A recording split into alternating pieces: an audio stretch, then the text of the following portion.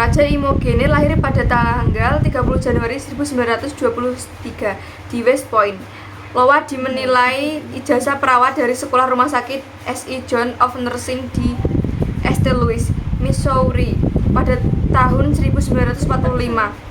Pada tahun 1948 ia meraih gelar Bachelor of Science dalam keperawatan dan St. Louis University dan melanjutkan untuk menyelesaikan Master of Science dalam keperawatan juga dari St. Louis University pada tahun 1957.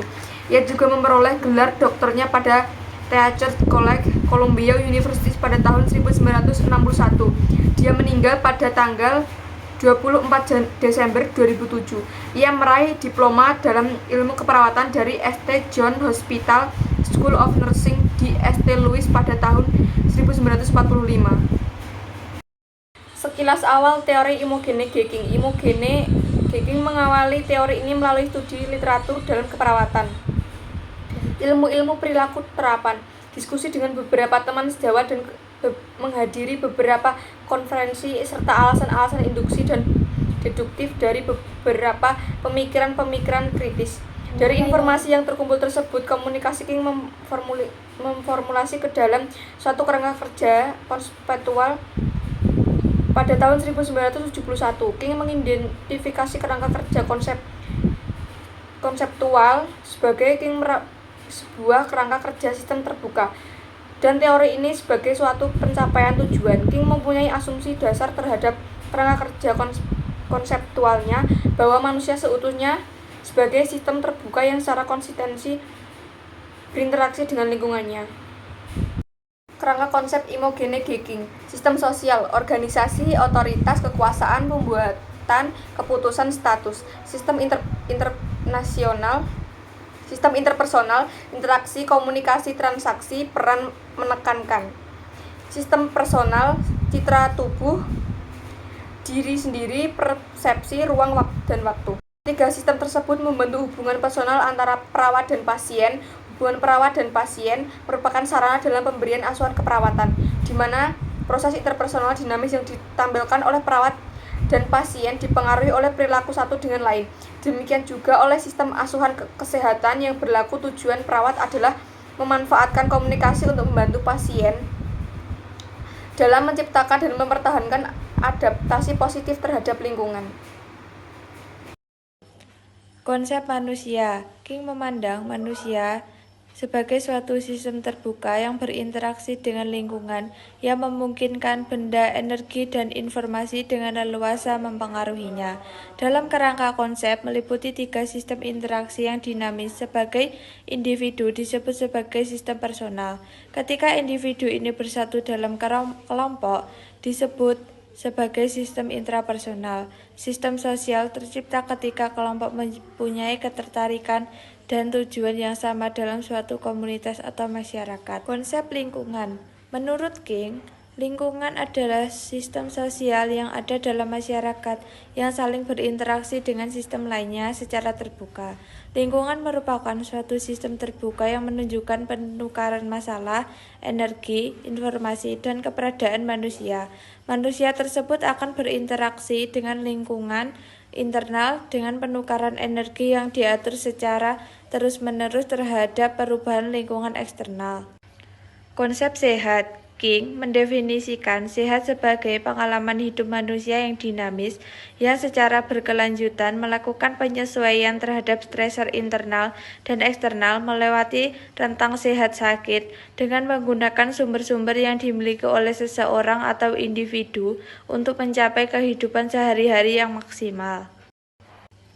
Konsep keperawatan. King menyampaikan pola intervensi keperawatan adalah proses interaksi klien dan perawat, meliputi komunikasi dan persepsi yang menimbulkan aksi, reaksi, dan jika ada gangguan, menetapkan tujuan dengan maksud tercapainya suatu persetujuan dan membuat transaksi. Asumsi King. Yang pertama, asumsi eksplisit yang meliputi 1. Fokus sentral dari keperawatan adalah individu dari manusia dan lingkungannya. 2. Dengan tujuan untuk kesehatan manusia. 3. Individu adalah sosial, mengirim rasional reaksi penerimaan kontrol berorientasi pada kegiatan waktu. 4. Kebutuhan dan nilai klien serta proses interaksi dipengaruhi oleh persepsi tujuan kebutuhan di perawat. 5. Manusia sebagai pasien mempunyai hak untuk mendapatkan informasi. 6. Berpartisipasi dalam membuat keputusan yang mempengaruhi kehidupannya, kesehatan, dan pelayanan komunitas, dan menerima atau menolak keperawatan. 7.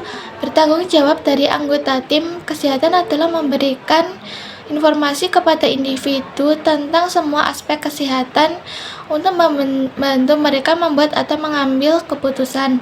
8. Tujuan dari pelayanan kesehatan dan menerima pelayanan mungkin tidak sama. Yang kedua, asumsi implisit meliputi 1. Pasien ingin berpartisipasi secara aktif dalam proses keperawatan.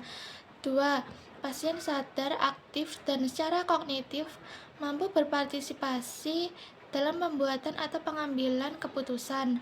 3. Individu mempunyai hak untuk mengetahui tentang dirinya sendiri. 4. Individu mempunyai hak untuk menerima atau menolak pelayanan kesehatan. Proses keperawatan. 1. Ada pengkajian. Terjadi selama interaksi antara perawat dan pasien. Perawat membawa pengetahuan khusus dan keterampilan, dan sedangkan klien membawa pengetahuan dirinya dan persepsi masalah yang menjadi perhatian untuk interaksi ini. B. Selama pengkajian, perawat mengumpulkan data tentang klien. Di antaranya adalah tingkat tumbuh kembang, pandangan tentang diri Anda sendiri, persepsi yang merupakan dasar pengumpulan dan interpretasi data terhadap status kesehatan. Pola komunikasi diperlukan untuk memverifikasi keakuratan persepsi, untuk interaksi dan transaksi sosialisasi. Kedua, ada diagnosa keperawatan. Dibuat setelah melakukan pengajian. Dibuat sebagai hasil interaksi antar perawat dengan pasien. Stres merupakan konsep yang penting dalam hubungannya dengan diagnosa keperawatan. Yang ketiga, ada perencanaan.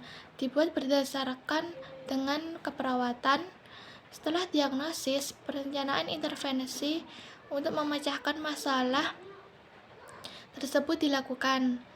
Dalam perencanaan, pencapaian tujuan adalah diawali dengan menetapkan tujuan dan membuat keputusan. Merupakan bagian dari transaksi dan partisipasi klien yang dianjurkan ikut serta dalam pengambilan keputusan, tapi tidak harus bertanggung jawab. Yang keempat, ada implementasi. Dalam keperawatan, melibatkan proses implementasi kegiatan aktual untuk mencapai tujuan. Dalam pencapaian tujuan, itu adalah kelanjutan dari transaktor stok. Yang kelima, ada evaluasi. Merupakan gambaran bagaimana mengenal tujuan yang dicapai. Dalam evaluasi, membahas tentang pencapaian tujuan dan keefektifan proses keperawatan tersebut.